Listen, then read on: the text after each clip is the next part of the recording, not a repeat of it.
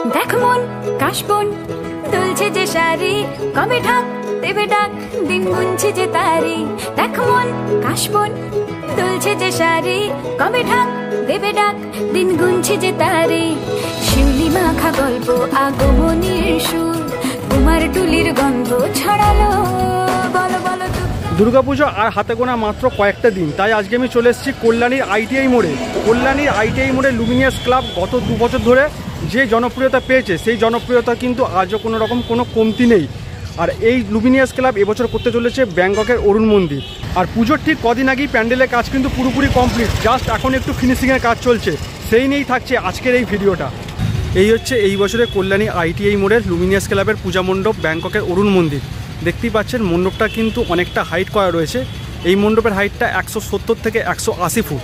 আর মণ্ডপের সামনে যে মাঠটা রয়েছে আমরা প্রতি বছর যেমন দেখি, আর এদিকে দেখুন এদিকে বাগান করা রয়েছে। আর মাঠের মাঝখানে দেখুন ফোয়ারা তৈরির কাজ চলছে, এখানে ফোয়ারা চলবে। আর ওইদিকে দেখুন ওইদিকেও কিন্তু বাগান করা রয়েছে।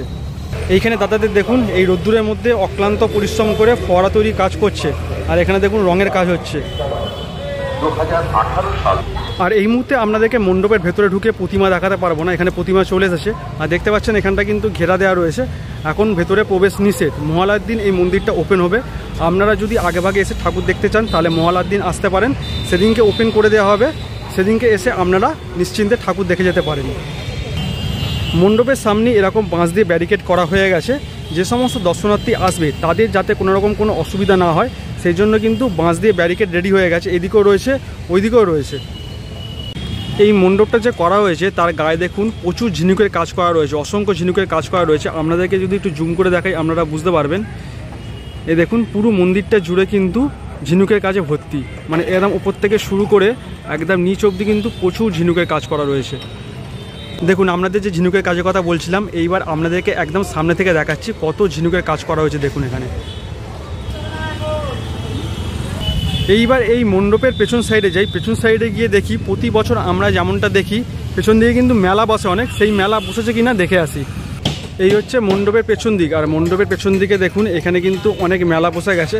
এখানে বাচ্চাদের জন্য অনেক রকমের গাড়ি বসেছে আর বিভিন্ন রকমের দোকানপাটও বসতে শুরু করে দিয়েছে, মানে এখন রেডি হচ্ছে। এদিকেও আসে এইদিকেও আসে। আর মণ্ডপের সঙ্গে সঙ্গে দেখুন এই সাইডে কিন্তু একটা বড় মানে রেস্টুরেন্ট টাইপের করেছে, এখানেও কিন্তু কাজ চলছে।